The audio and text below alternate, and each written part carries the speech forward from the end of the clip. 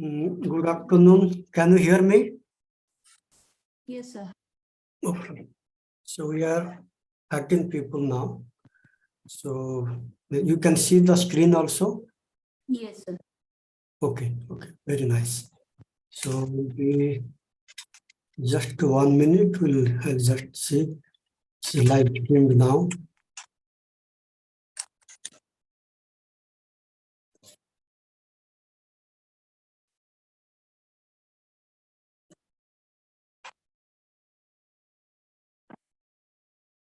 Screens are moving? Yes, sir. Okay, fantastic. So good to see. We are 14 people now.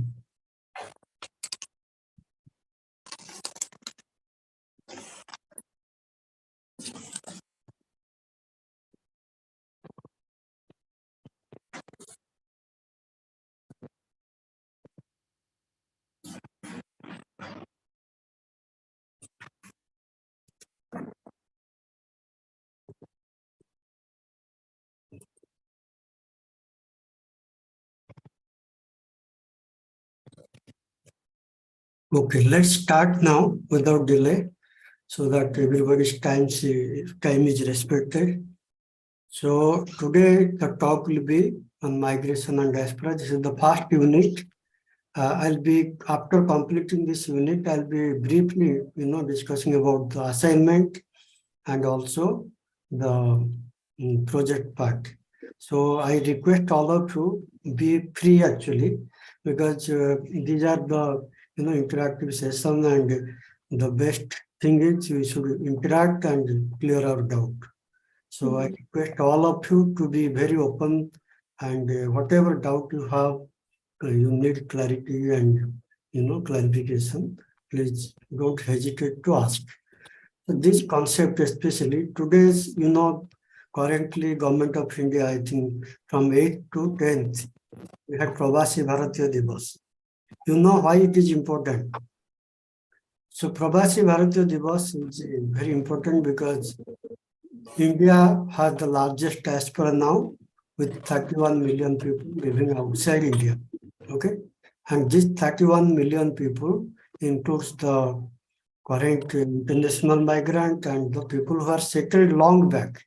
Okay, in many countries you can find Indians are, some places they are majority, some places they are the minority group, substantial minority group. So these are things happening across the globe. You find people are going, coming, and demographic reshuffle is happening. And all these are very important for the economic aspect of life, the political aspect of our life, and even the cultural side of our life. Okay, so today I'll be talking about migration and diaspora. You all know what is migration. I'll just few minutes to get your perspective of migration. Okay, actually some noise is coming, I think from Suchitra maybe. Suchitra, mute your mic. You can mute from here. I can also mute you, but since some noise is coming, yes, I think it's fine now. I'll just ask a few questions. What is migration? If you can briefly tell some of you. Otherwise, I can also, go ahead. Yes, Manish? No. Manish? What is migration? I think you are our old student, so let's give opportunity to new student. Some new student, please.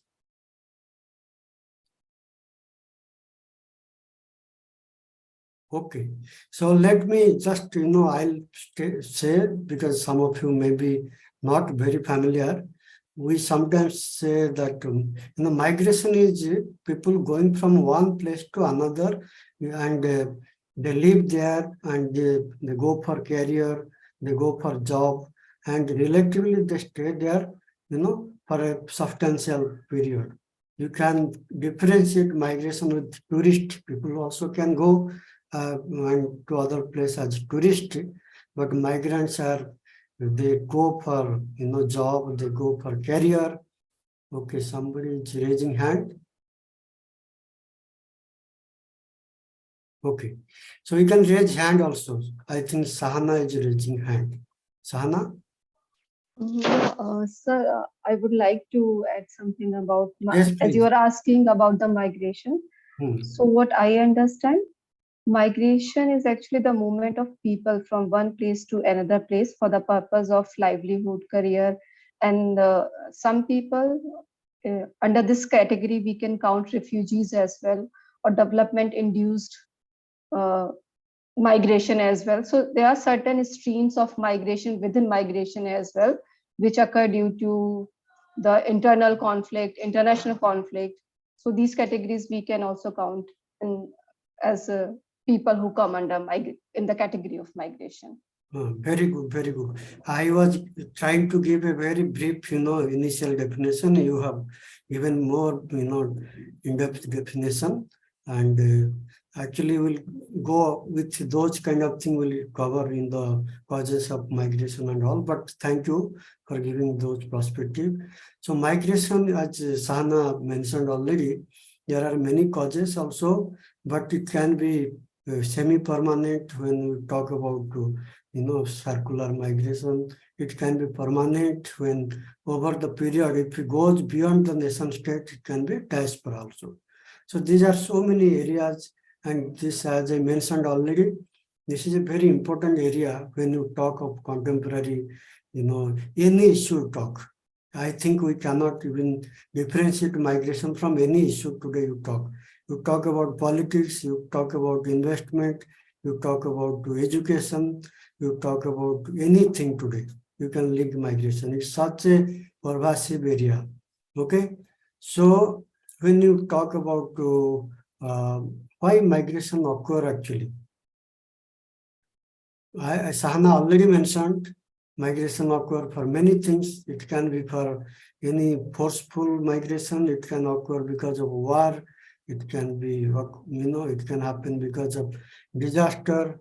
It can occur positively also because of, in search of job, in search of, people go for better career and all those. But when you see migration, we talk about globalization. Many of you, contemporary time, this word is so important, globalization. Okay, we talk about things, cultural globalization, globalization of capital. But when people migrate from one country to another, they show the human face of globalization. People now from every country to every country, people are going. Earlier, it was also happening, since the time immemorial, but it is happening very frequently now and very widespread. Earlier, you find some, targeted destination. For example, if colonial powers are there, Britain, like English people, Dutch people, French people, they used to take to their colonies. But now people are going free will, with forced whatever, to multiple destinations. Sometimes you cannot predict where they go. Okay. So today, if we see total population of this international migration is 3% of the global population, which is roughly around 281 million. Okay, this is UN DESA statistics, and the stock is annually growing in 2.4%. There is up and down, like during COVID-19, it was reduced. It was many migrants were coming back home, and those kind of things are very challenging also sometimes. And each country actually experience migration differently. If you see China, they have a different kind of history than India, because India we have all kinds of history. Okay,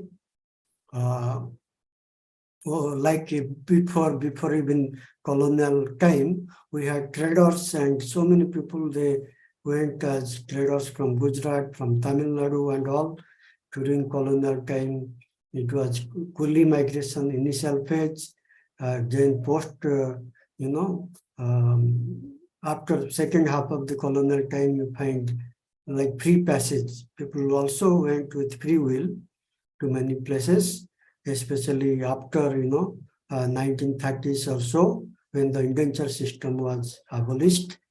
Then post-colonial, you find again a kind of migration which are mostly termed as brain drain. Okay, so there are various type of migration, and when you compare with Chinese, Cuba, and all, many times in Russia and all, many times it is conflict and ideological war.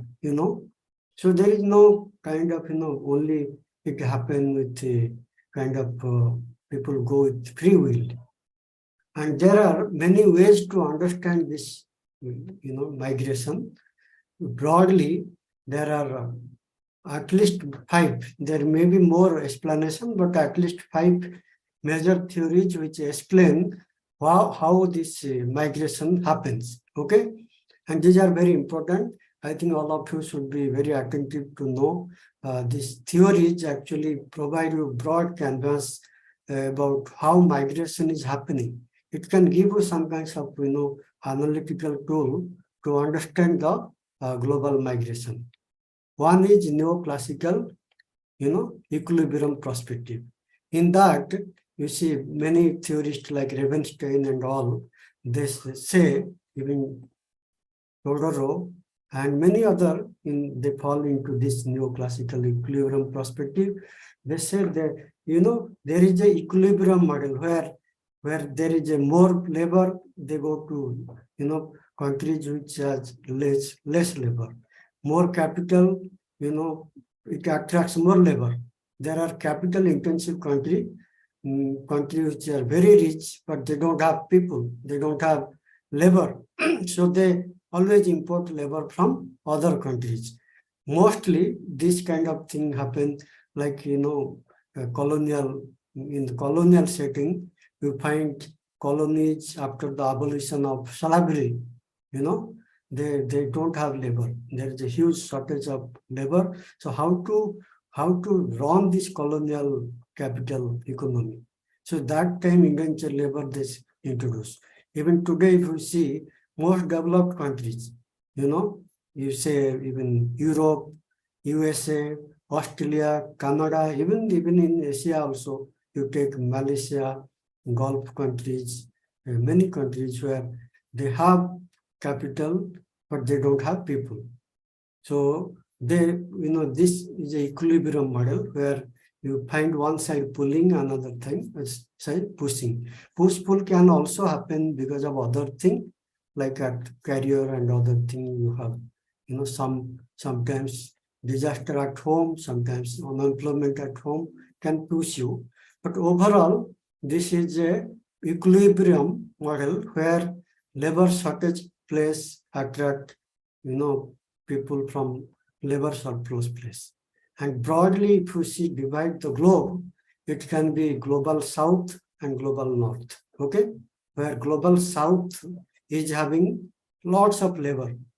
Okay, and this countries actually there is no such margin actually, but global south are mostly third world countries, developing countries in Asia, Latin America and all, and global north is especially the developed countries, especially in Europe and USA and all this. So you find there is also equilibrium. Many people from global south, they go to global north. So this is how the things are maintained. Otherwise, it will be very, very difficult for countries to sustain because human capital is very important. You see today, if you see many countries in global north especially, they don't have people, to in their healthcare because most people are average age is 50. Many countries are aging in Europe and America. So they don't have people in many sectors. So if people from Asia and Latin America, they don't go, they'll collapse. Okay. So this is the, thing happening. I'll be talking more on demographic in other section, how the demographic scenario is changing now, and next 30-40 years it can be a big problem if we don't manage, properly the demographic side.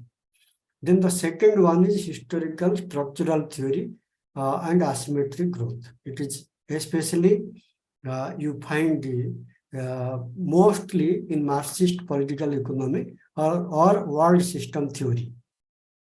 This is also almost like similar, but here the thing is the capital rich countries, especially the developed countries, which Andre Gunder Frank sometimes mentioned that core of the globe. There is no single globe core.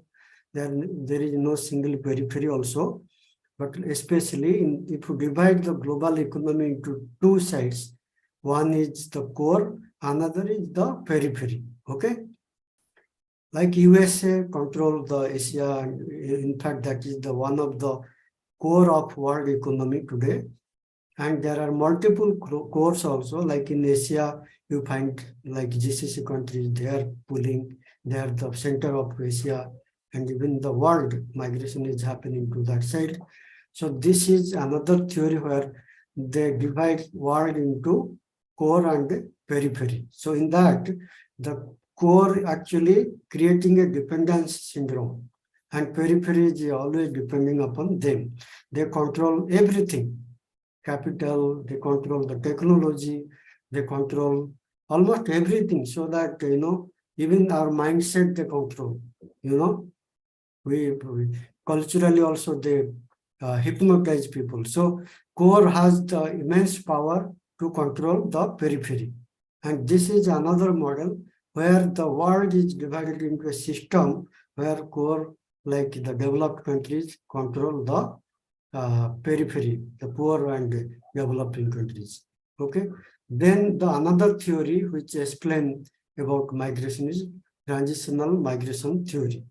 It is like demographic transition theory and changing pattern of mobility. And as I mentioned, many places, there are aging population. There are no working youth, that working class population. So how they will survive? So this theory actually create a kind of,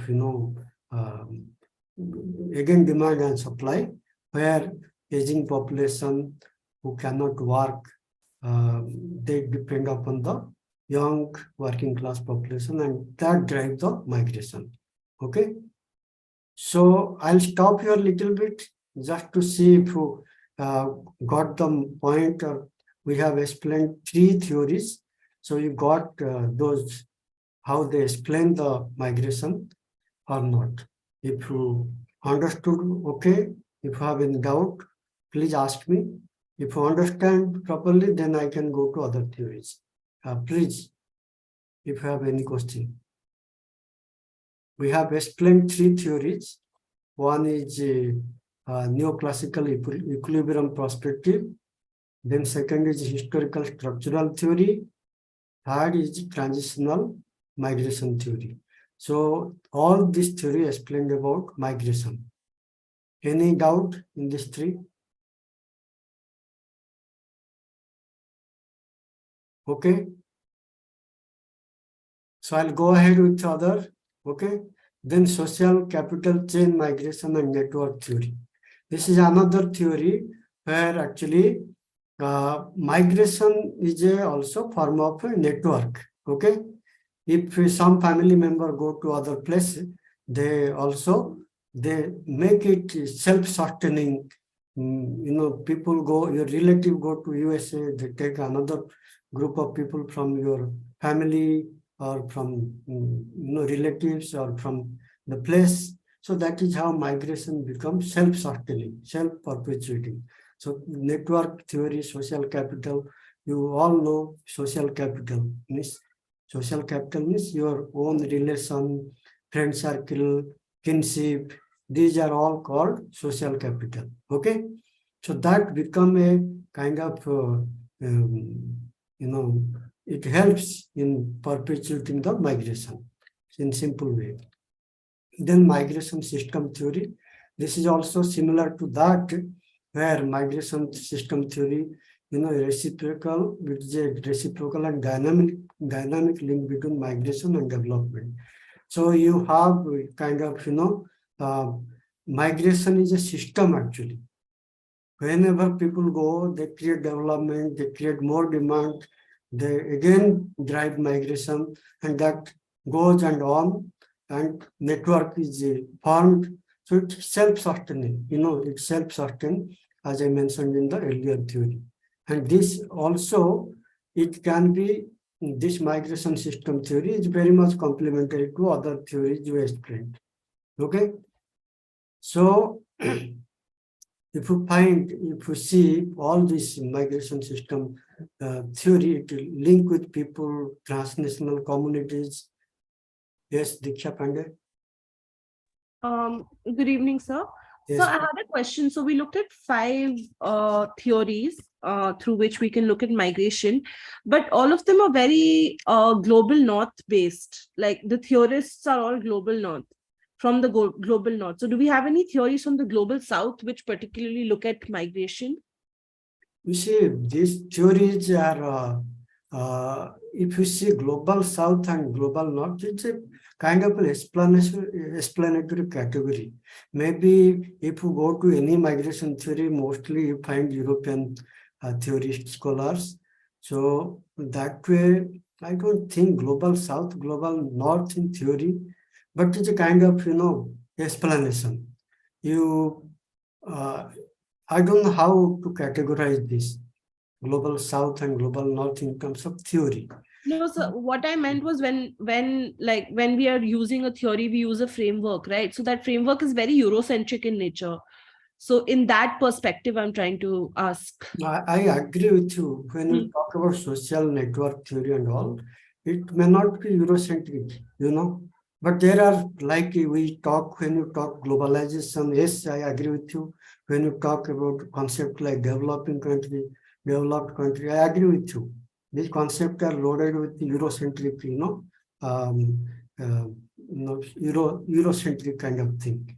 But it is, European views are there in every almost social science. We cannot help it, but there are no counter theories we can. Actually, micro theories are there, like social capital and all those can explain better.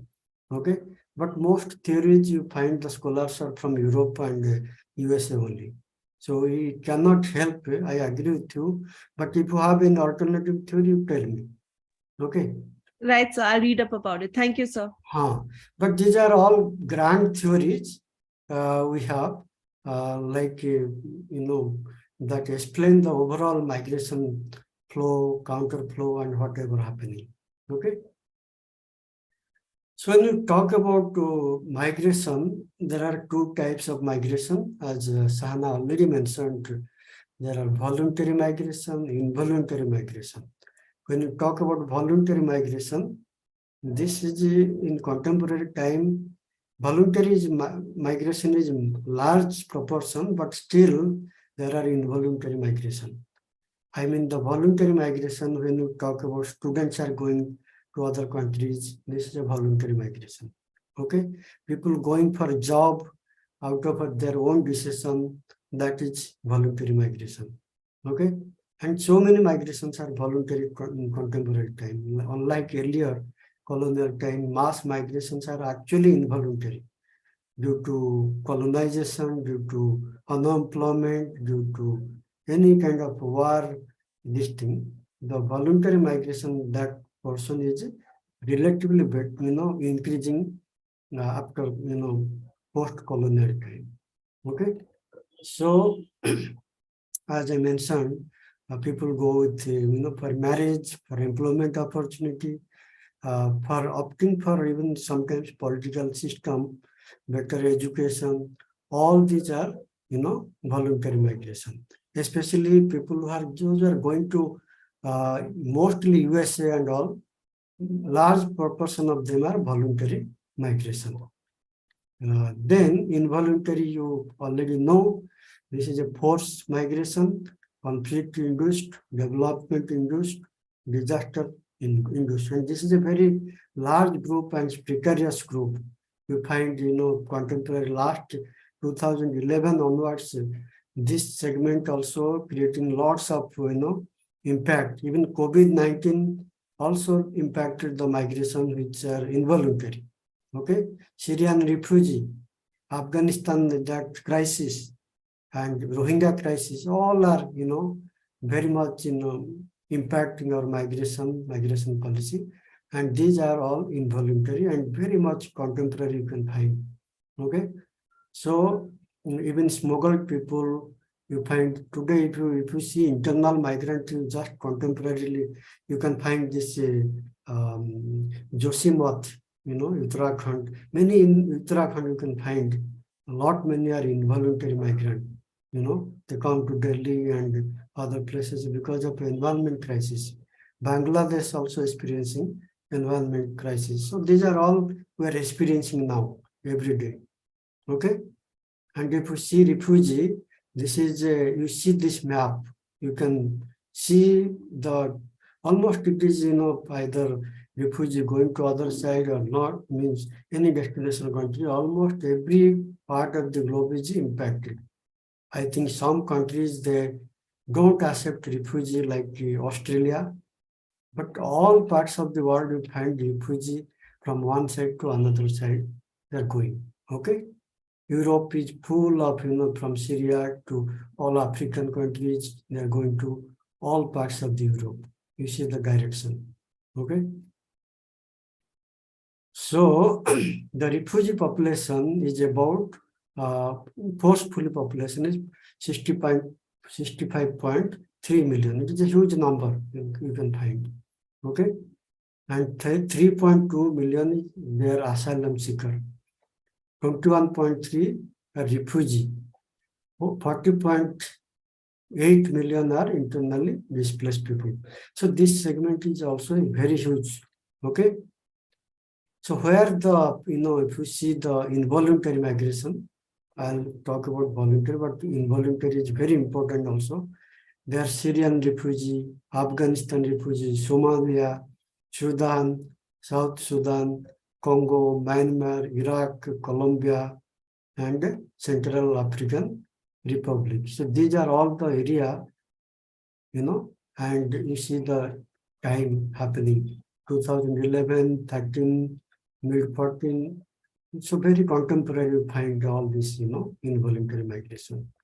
And due to war, you also recently, Ukraine war, and many places war is happening, civil war type and between countries, and that is also displaying. And now I don't know the statistics about Ukraine, so that also we can add here. So that is another area we have to see. Okay. Then when you talk about international migration, there are few terms we use like immigration, illegal and undocumented migration, and diaspora. I'll ask a few of you, even if you don't, see that your answer is not correct, don't feel, bad, because just I want to make you to use your common sense. Okay, don't think you should be expert at this level. Just say what is immigration and immigration. Anybody can say what is difference between immigration and immigration?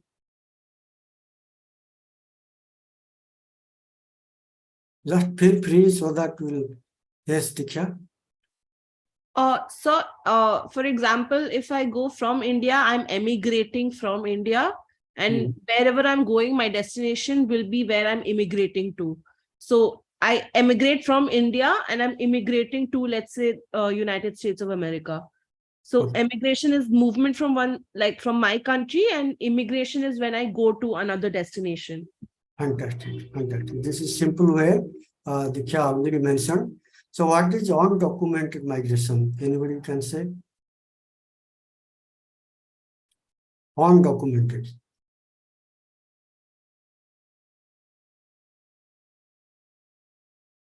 So I asked, Sahana was very active. Sahana, you can mention what is undocumented migration.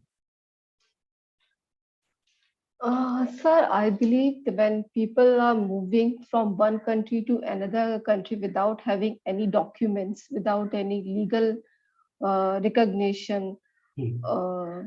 probably without not having passport, visa, and through illegal channels, then it might be considered as undocumented Yes. migration. Usually what happen, undocumented, like refugee, you can say, or these forced migrant, Yes, sir. mostly this segment are undocumented because many of them, they don't have any document, work visa or passport, or any entry, kind of document. So they're all illegal, undocumented migration. I really thank you, Sana. And what is Yes. diaspora?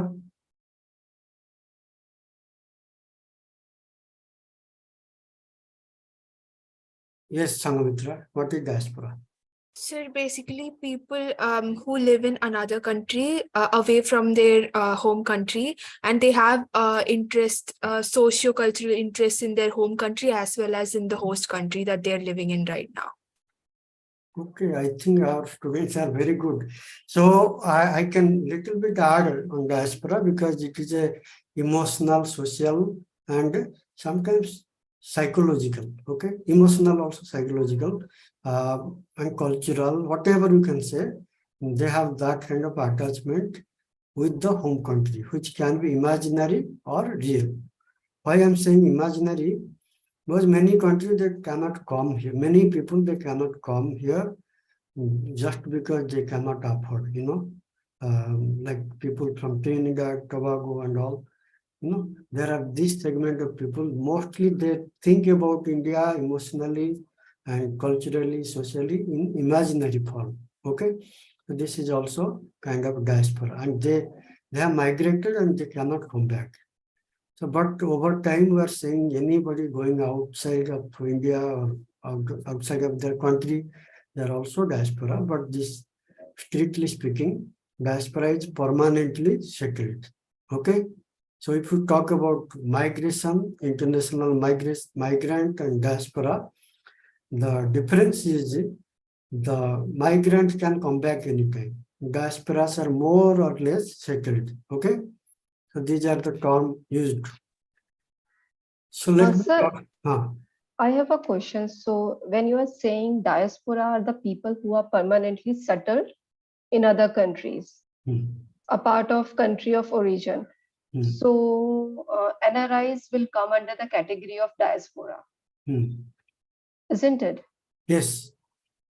Okay, and the normal people, like if I'm migrating to other country after spending few years, I will not be become the part of diaspora until I'm going to settle there permanently.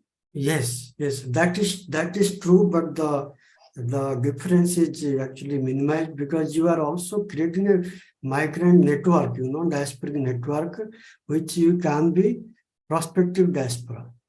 Like the migrant, mostly chances are there they'll become diaspora.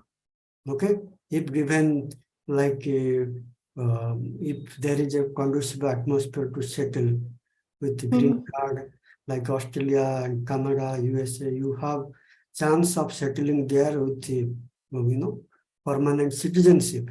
So this can be a diaspora, but there are places like Gulf where you cannot settle actually. You'll be always, outsider, migrant.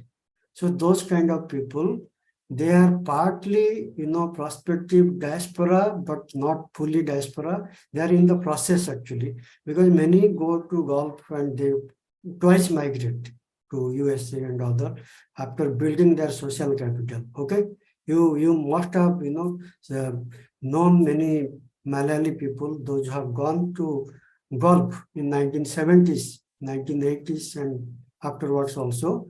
They have gone from Gulf to other country now, with after building social capital. So not necessarily they'll be migrant for the all the time, but they're in the process of diaspora. Quite a good number of them. They are in the process of diaspora also. So this is the difference. Okay. So international migration, actually I used some old statistics, but now it is 283 million and more also actually. Okay. So if you see the global distribution of people, international migrant in Europe, North America, and Oceania, international migrant account for at least 10% of the total population. And by contrast, in Africa, Asia, and Latin America and Caribbean, fewer than 2% of the population are international migrant. This is inside the country. Okay, you find less people from Europe, North America, and Oceania going out compared to Africa, Asia, and Latin America. As I mentioned in Global South, Global North, this can help you to understand why people are going from this side to other.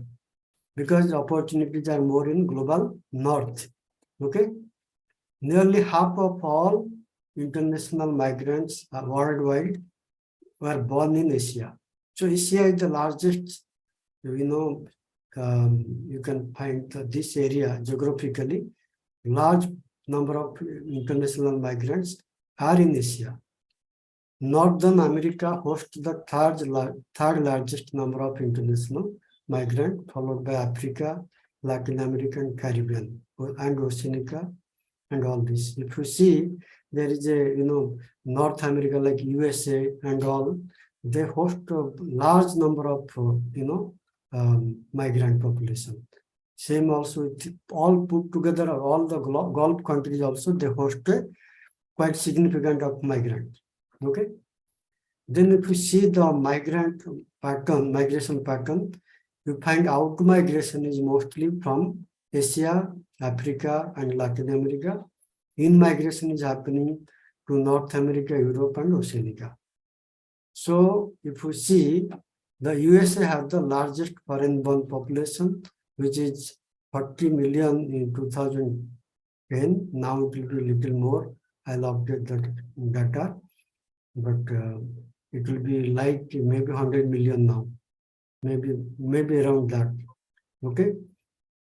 International migration in Europe, if you see, especially in the past, a source of immigrant, today net immigration location.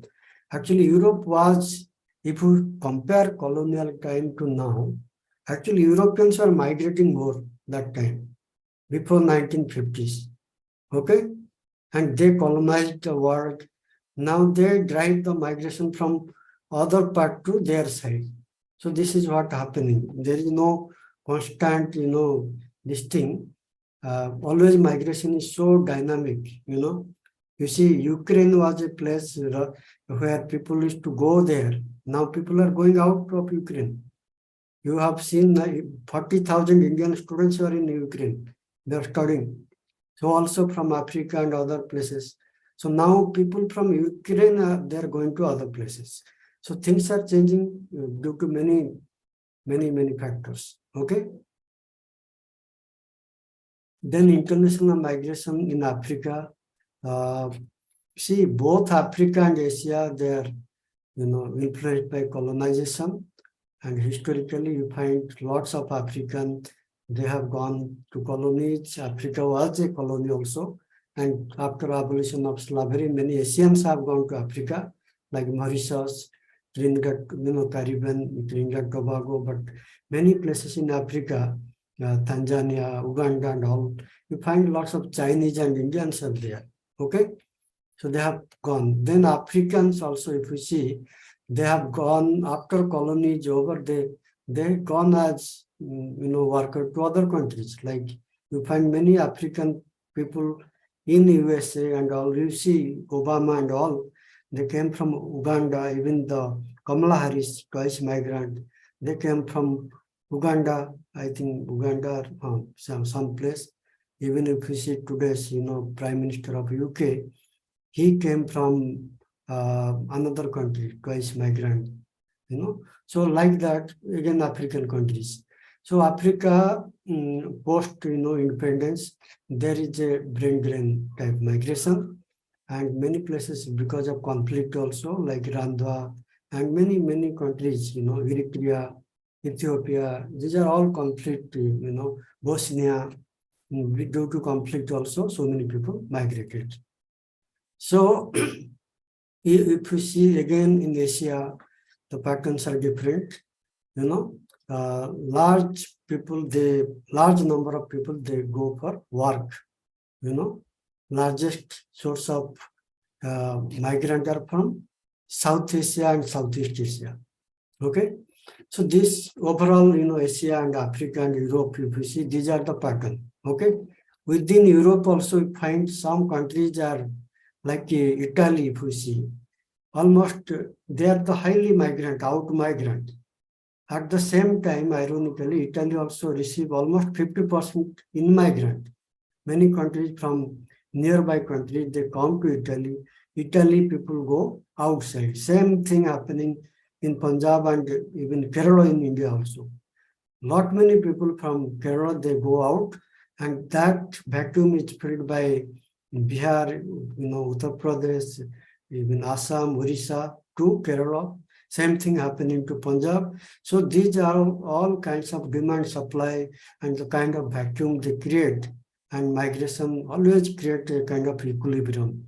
If some migrant, they go to international level due to their social capital, and some migrant go to nearby places because they don't have social capital. Okay, so this is all, so many dynamics are working to drive migration.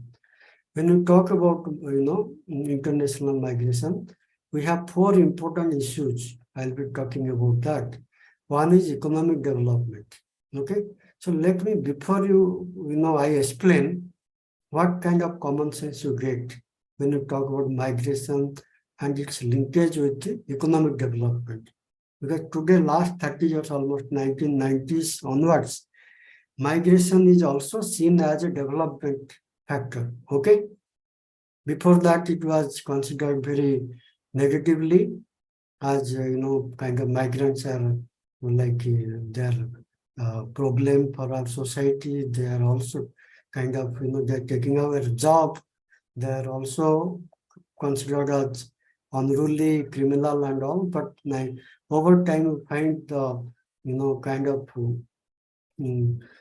thinking developing around economic development. So what kind of economic development you associate with migration, both host country and home countries? It's very easy, common sense we can use. Anybody can say? Yes, Diksha? So for the home country, it comes in the form of remittances. And for the host country, they find cheaper labor. Like when people from India go to the Gulf countries, it's cheaper labor and skill labor, because when you talked about brain drain, a lot of even from India itself, we see a lot of big names abroad which are Indian, right? So that is a sort of brain drain. So that is that contributes to the development for the host country. And even for refugees, like countries like Jordan use refugees to gain aid. So a large part of the economy works on the aid that they get from UN, HRC and all that. So, I mean, it's a political tool as well in their economic development. So that way, I guess.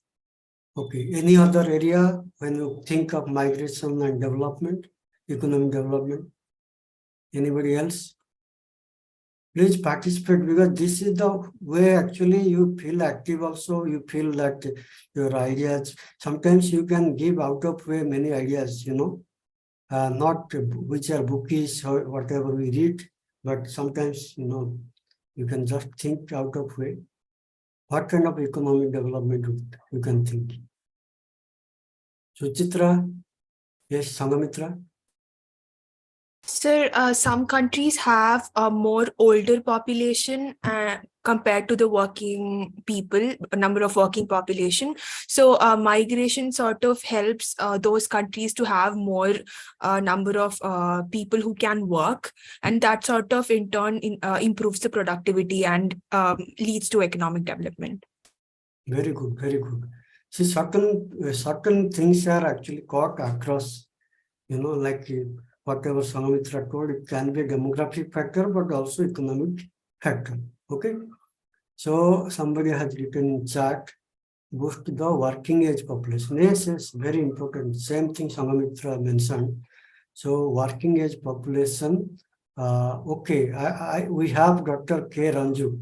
Ranju, you give little perspective, we'll be very happy because you have been working in a place, Qatar, and which actually benefited from migrants. So can you give some of your thought if you are having this audio with you, Ranju?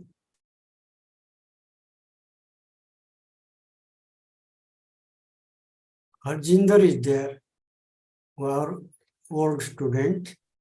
He's working on many issues. Yes. I was enjoying your class. I thought of just singing in between. No, actually, it will be always good. Actually, I feel happy. Sagopitra, Diksha, Suchitra, and Sahana, they are participating. I feel more encouraged. Yes, I want more of them to participate, ask Yes, more but questions. you are also, you are on the spot, you are recruiting people, you are part of the, you yourself is a, migrant, and also at the ground how things are, shaping migration and all. So you can give little 2-3 points at least. Yes, true. That's very true, Sadaji. But then there are a lot of things to say about economic development, which through migrants, where it's not only the brain drain and the brain gain, but more than that, more than the remittance and more than all of these things, we should think about how the diaspora had been a very important player, even in the politics or even in developing relationship between two different countries. For example, India's diaspora played a very huge role in its development of economic development as well as the political development with US. Yes. That had Directly. that had even opened the IT field to a long march. For the next 20-30 years, they still made our people around there. In the Gulf areas, Gulf areas, we had always this problem of having the unskilled labor more than the skilled workers. So mostly from the economic part of development is on to the remittance. But then there are a lot of improvements Reliance industry has taken up by employing people who had been engineers with Aramco in their refineries. And that has, over a past around 5 to 6 years, has improved a lot in the production. So those kind of, knowledge transfer back to India. Normally, knowledge transfer, what we see has been that migrants had been taking their knowledge and then they had been using it in the country of destination. However, here it was a reverse knowledge transfer has been seen, especially in the field of petroleum, digging and all those things. And there was another important question that came in from, I don't know who it was, but then it was really good to have theories from global south. We were all focused more onto the north. And those things in the coming class, I will definitely explain more on the global south, why we focus more the theories on global north and not on the global south. There are certain reasons, because I didn't want to interfere that time. No, please don't think interfering. It's all because those theories needs to be, it is true that we should have added a little more theories onto the global south, but then I will explain this one in a later stage, because that's the time when they will understand more, because these theories are not a baseline theory. Let us understand that the theories which we are saying are not the baseline theories, but these are the theories that will help us understand more about migration. So Mhm. when we start benchmarking on certain areas, when we go down into the courses, we had been benchmarking certain area, certain specific migration. That's the time when we will bring in this global south migration, how it works, and what is the difference between global north migration, and even there is south to south, north to north, north to west. A lot of migrations are happening. Mhm. Each migration route has a theory behind it. So if we are going to mention only the theories, it will run around another Mhm. 3-4 chapters. You know that, right? I feel happy for Diksha asking this kind of question, which Yeah, let so us that is important. challenge.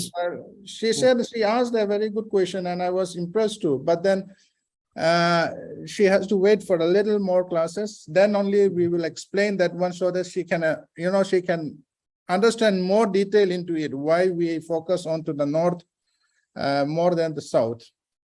So anyway, you can continue with your Yes, class. actually, Ranju has already, told many things, but one thing I put together, even I think Sangamitra also mentioned, how working class productivity leads to economic development. So one way we think economic, political, cultural, demographic, they are all, cut across also. There is Yeah, no. one more thing I want to discuss Yes. is diaspora. I don't know who was the person who came up and asked NRIs are a part of diaspora or not. That was another very good question. In fact, diaspora theoretically was being defined that anyone who has been holding a permanent resident of another country, who had been resident elsewhere, or national, or holding a nationality elsewhere, has been considered as diaspora. But then those notions has changed over a past 5 to 10 years, when they've started having a lot of influence on the economic development and political aspects of their own nations. That's why Indian diaspora consists of NRIs, the people of Indian origins, and people of residents of other countries who himself or his ancestors had a passport in India. So Indian diaspora has been, we never differentiate outside these three groups. We always take these three groups together. Even in the Pravasi, there was more, if you look into them, the participants will be more NRIs rather than the permanent residents elsewhere. No, many came permanent. I just had a meeting yesterday. So many people came from Trinidad, Mauritius, and all. They were honored. So actually, there is a significant group coming from other places also. True. So this diaspora, also Indian diaspora, is a very, Indian diaspora has nowadays become a generic term rather than a definition, because because we are the first diaspora. If I'm not wrong, we are the first diaspora who started considering the NRIs and PIOs and OICs and all together into that one umbrella. So whereas in many other, for example, the Europe diaspora never considered their people outside their country still holding the UK passport. They still don't consider them as a full-fledged diaspora in them. They always consider those who have already settled or transferred their citizenship elsewhere. So those are there, and it was a very good question. No, to answer Diksha's question about global north theories, this is where Ranju also mentioned now. We are first, nation to incorporate even anybody going out of India as diaspora.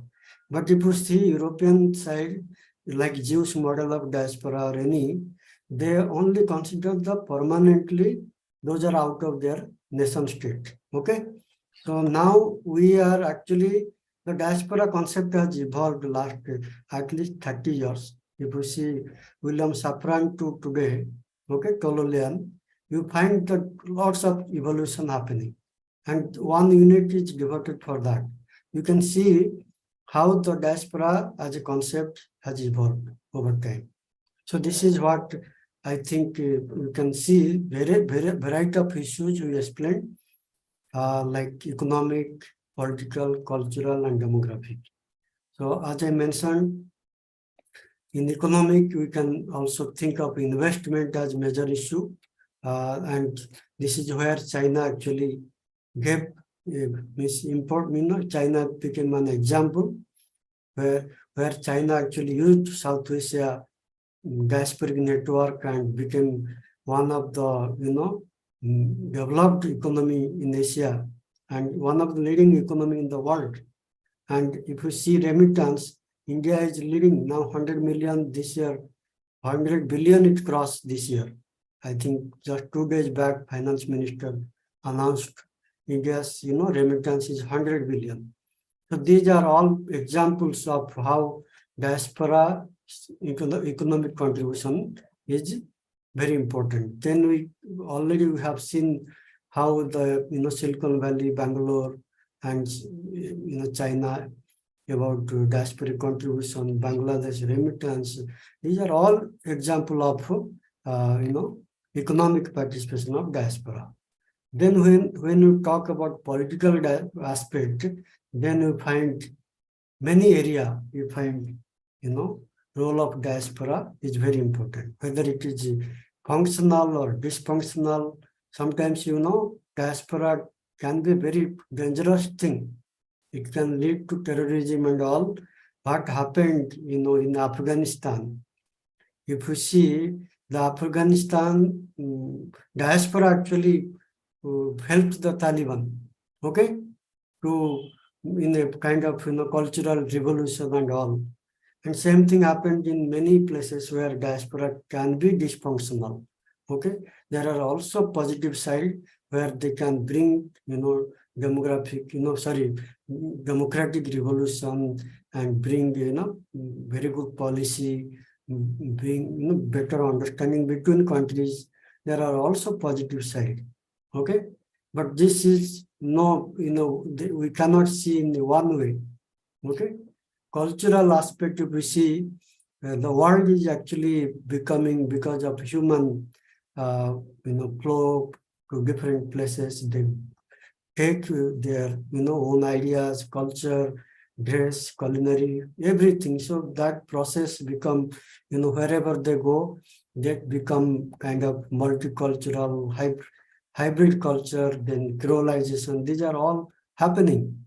And today, if we see in India, if we see the biggest, one of the biggest, you can say, service, supply, it is Bollywood movie and the ethnic products also. Apart from our other thing there, because the consumer base is increasing abroad, lots of diaspora people are there.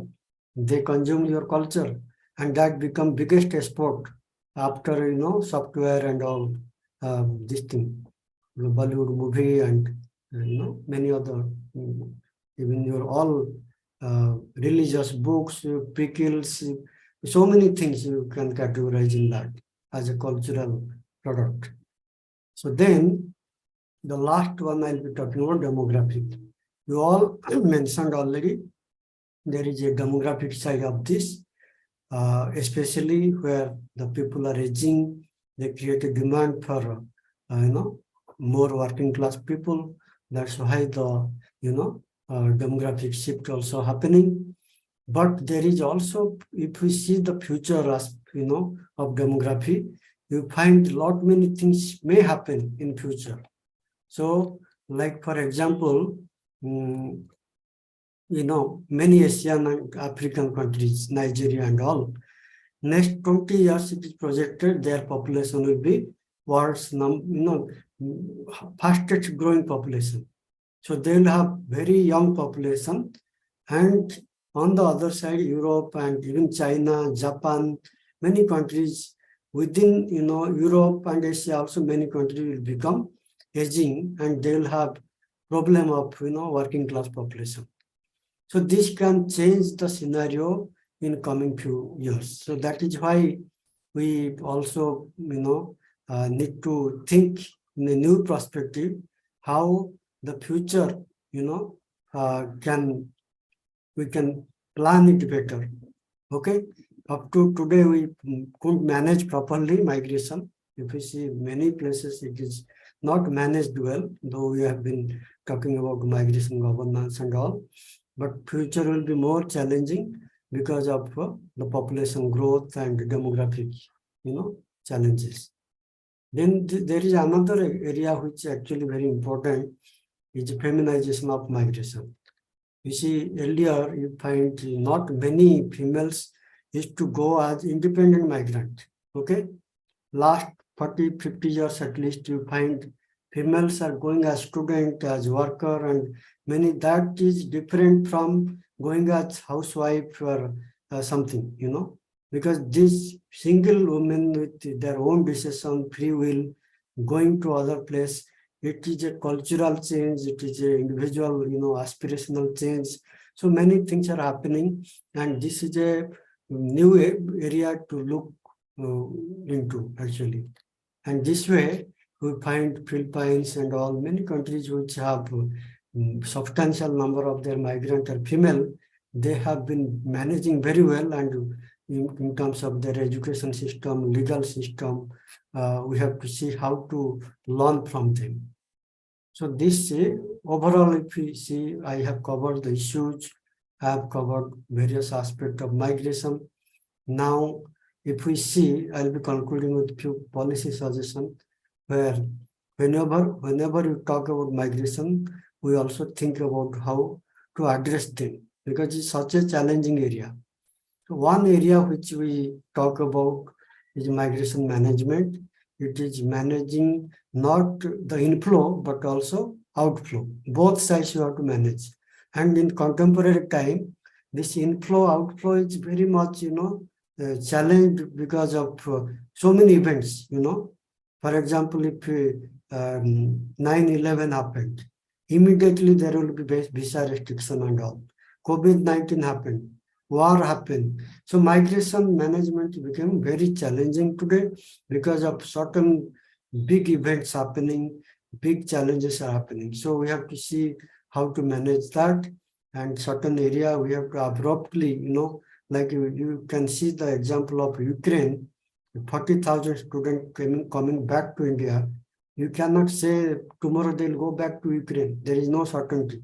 So you have to manage either to give education to them within India or to some other countries, because each carrier of 40,000 students of only medical and engineering, and this area, we have to think of those angles, and migration management is a very dynamic that way.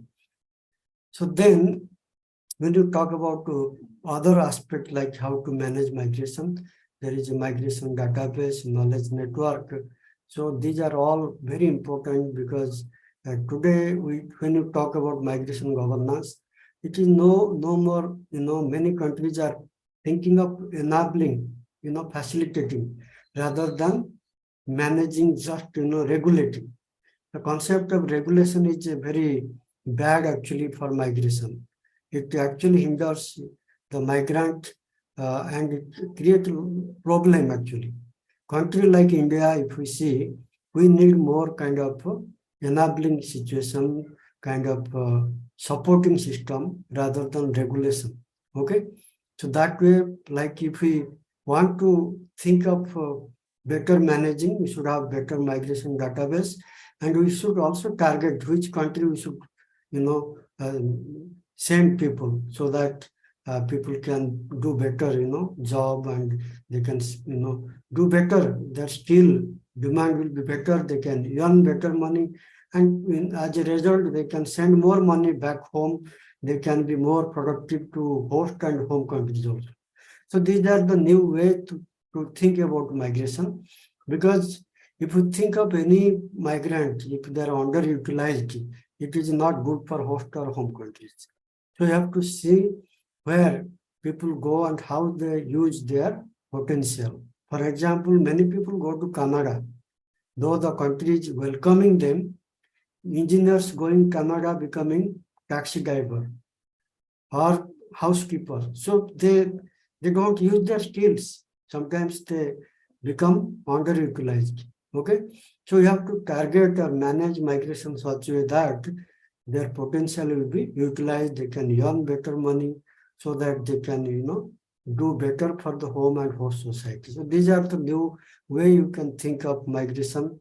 And even this, we talked about demographic projection. The challenges are more for India now because, our country is now #1 country in terms of population, and it will grow another, at least 40, 50 years it will grow. So you can think about the challenge, in terms of resource, in terms of providing employment, in terms of anything you can think of, we cannot manage, population if you don't think in terms of how to manage migration. And precarious and kind of forceful migration will be a disaster. It can be challenging for country, social unrest will be there. So we have to think that way also, how to manage migration. Okay. And also there are area like legal and other support. Today, if you see lots of violation of human rights, and even in Ranju can mention, even the Qatar and many places, we don't have support system, legal and other, for the people who are exploited, and especially the female migrants. And all this, we need to have better support system legally, socially, and many other area.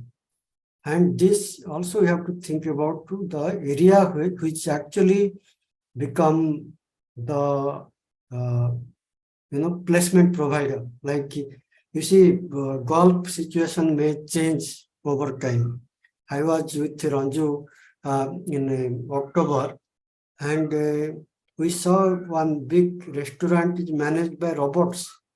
Okay, and only 2 people are managing the entire area. So that is what another challenge will come to many places in Gulf, especially.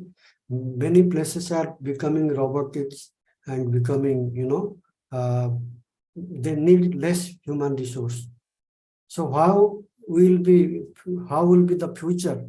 Today we can think of, Gulf is, welcoming many migrants, but tomorrow things may change because of robotics and all. So we have to think those areas, and considering all this demographic challenge and all this, it is projected that healthcare can be a biggest recruiter. All we talk about aging and all this, so that can be, and even mental health and many, overall the healthcare requires lots of workforce. That includes not just doctor, caregiver, and many other area that become a largest recruitment area, which is already, happening. I think today, if you quantify the sector-wise, healthcare is the largest supply from India. And these are all area of concern today. We have to manage well. Okay. So, in a conclusion, I can say the approach should be more, development centric, because migration is a win-win situation for both home and host countries, and this can be planned better. As we grow, as we develop, as we evolve, migration should be a central place for every planning. And today we talk about some new concepts are coming. In fact, migration diplomacy is a new concept. Last 5-6 years, it is becoming very popular. So in migration will be a central place in all diplomatic area, because every country almost having migrant, either going out or coming in. So in this context, I just want to mention there are lots of challenges in the policy area, in every other area also, economic, demographic, and all.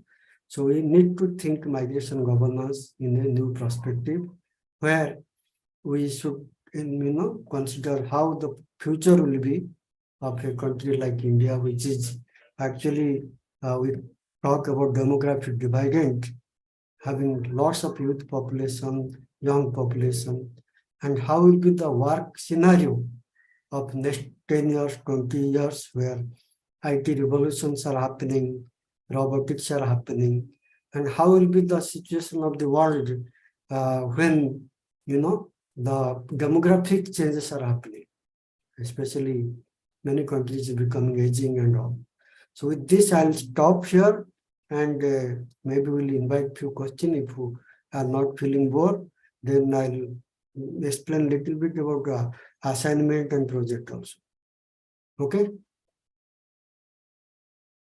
Any question from any of you? I think those who have not asked question, please feel free. Sir, this is Vidisha.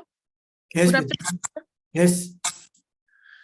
Sir, could you elaborate a bit further about how, the equation between companies vastly undertaking robotics and other technologies, and also how, the equilibrium between the equation between that and the human resources, the huge amount of human resources that the countries are getting through, the host countries are getting through migration. And also because the global scenario is changing fast with online marketing development agencies. So how this would affect that?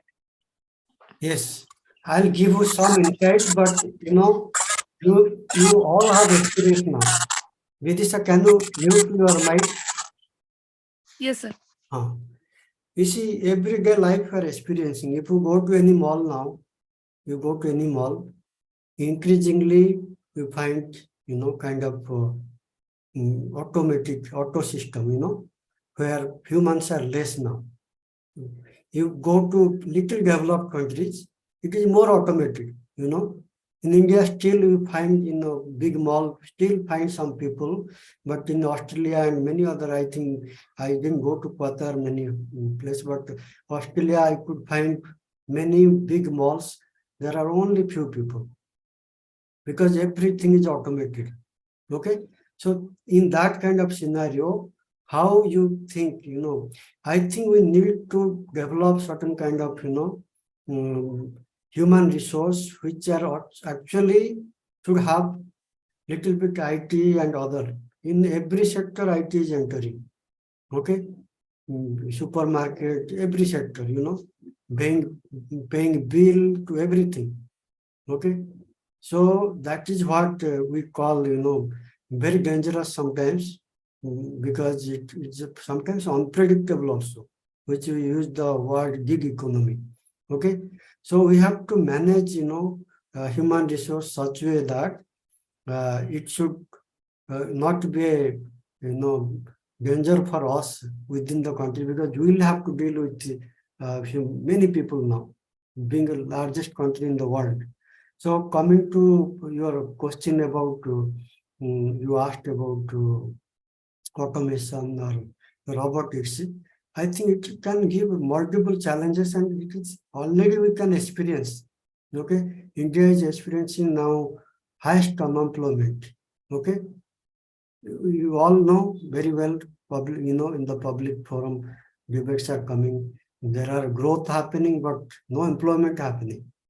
So this is a big challenge within India, which is actually having huge population. Okay, in USA also, people, you see many of them, they're anti-immigrant because employment is not happening the way it should be. They think immigrants are taking job. Not that is correct partially, but the other side is automation is also happening within every country. So we need to have skill upgradation. That is one way to address the thing. And also sectoral policy, like where the destination country which are actually creating demand in which area, and we have to give them training accordingly. And we have to think of a global, kind of manpower. Within India, I think we can only recruit maybe 30% of entire workforce, but 70% you can think of going global, because you have a huge, actually, if we really employ people, maybe maximum 30% can be properly employed.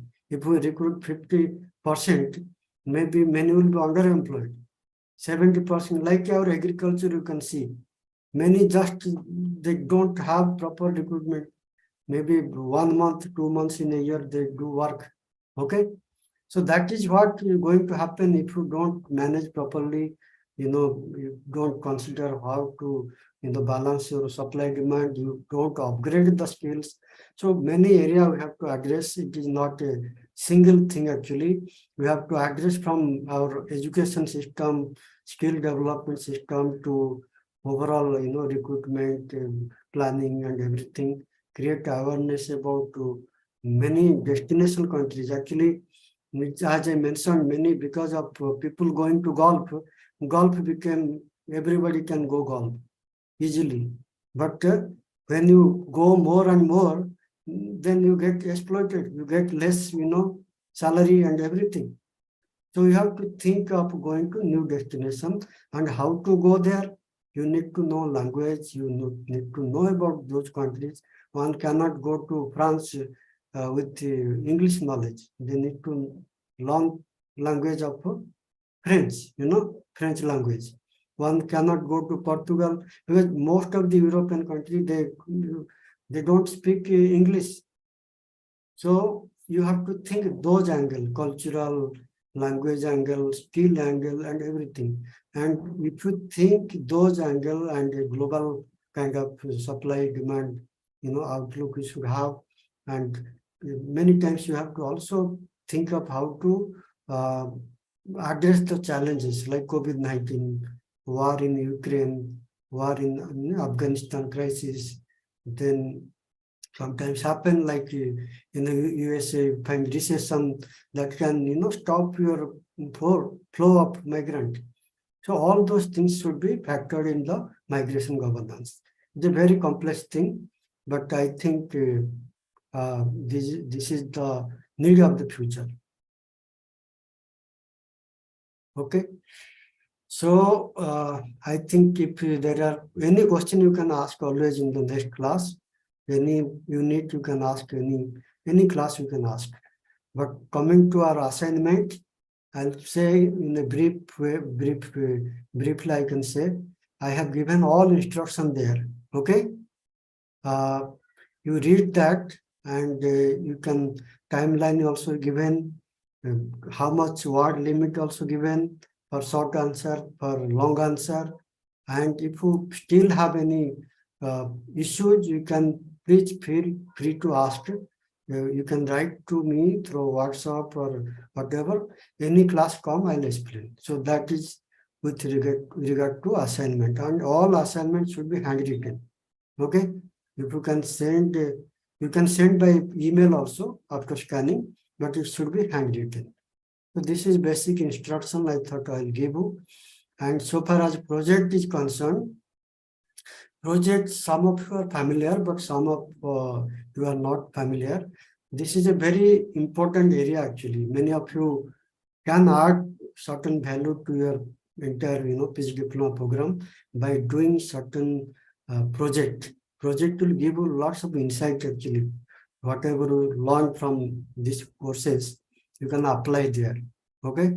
And it will be interesting. It will be challenging also. It will be interesting also, because you can, suppose you are working on remittance, you can also study in your area some labor, you can interact, how they are spending remittance. You can prepare a report, and out of that insight will come whether remittances are used productively or they're all used just to survive. Any kind of person, you become a policy expert over time. Okay. So projects are very important if you want to be a professional. Okay. This project will add value to your this degree. So if you want to do project, all the guidelines are available. You read that, and I advise you work in advance, because last moment what will happen, you will just you cannot find the logic, how to start and how to conceptualize things, and will be in a big problem. So better you start in advance so that you'll know how to do project, and it will be very interesting actually. Any other thing?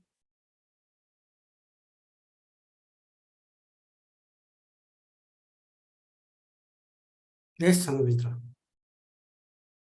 Sir, for the project, are we supposed to collect primary data by ourselves, or we could rely on secondary data as well? Secondary, primary. Suppose you want to work on Bollywood movie and it's diasporic element. If you are from literature, you may be interested in that. Just watch few movie, see how diasporic things are there. Okay. Sure, sir. Suppose you want to do field work, it's also important. If you are from social science background and you want to do something in the field and you have access, then no problem. Some people can do through email also. Okay, Diksha. Sir, I'm working with refugees right now, so I do have direct access to. Can I do my project on refugees itself? Yes.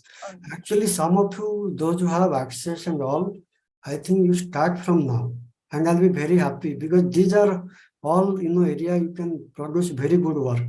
Don't think of a degree only, because this kind of project you can publish it also. You can actually even think of a larger project in future, because you have access and when you do MA or PhD, some of you may think of doing PhD. This will be very helpful to do some kinds of project, get knowledge of methodology, and easily I can help you if you do in advance. In the last moment, I'll be under stress, you'll be under stress, it will be a problem. So those who want to do project, start from now. Anybody else? Hello, sir. Yes. Sir, I'm Nirmal. Sir, in the case of project, the most of the books are not free to access. In the case, what can we do to get access to those books and all? See, project, actually the kind of free books available also very huge. If you don't get, you just share with your WhatsApp group, will also give you so many books. Okay. Those who don't get, don't worry about that. You'll get so many books related to that. Methodology books, so many are there. If you want to work on any community, so many books are there. On refugee, any specialized area, so many books are there. Okay, you all help each other. Okay, share online, you will get so many books. I think the online repository is so huge, you will get so many books. Sahana, you want to ask? Yes. Sir, if we will choose to do project, so in such case, will we get any mentor for our project? Individual mentor sort of thing? Sahana, there is some audio problem from your side. Once again, can you ask, or you write here? Sir, is it audible now? Is it Now it okay? is audible. Now it is audible. Yes. Yeah. Yes, sir. I'm thinking, will we get any mentor for our project work? Any sample? No, mentor means Yes. mentor Sorry. to guide You us. get mentor, either I can do, or you can even take Dr. Ranju or whoever already, some of them, they have completed PhD. They can inform, Okay. they can guide you officially. Okay. Okay. And Okay, sir. we'll have, I'll share some list of people who can guide you. Okay. Thank you, sir. And all of you get mentor, but you start, if you want to do project, start it early. Okay. So anything else, or I'll stop here. We'll meet next Saturday. Okay. Okay. So bye. Sir, hello, sir. In the case of project, we should have to first give a proposal to you, sir.